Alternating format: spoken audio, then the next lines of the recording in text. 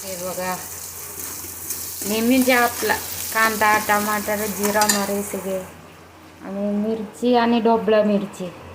बघा कसं आहे आज, मिरची आणि ढोबळं मिरची. ढोबळं मिरची आणि बटाटा.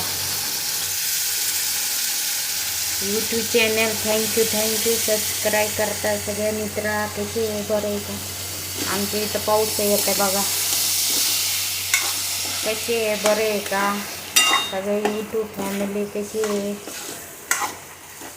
बटाटा आणि ढोबळे मिरची बनवलं बघा.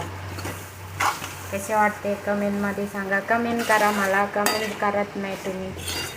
हॅलो, कशी आहे, बरे आहे का?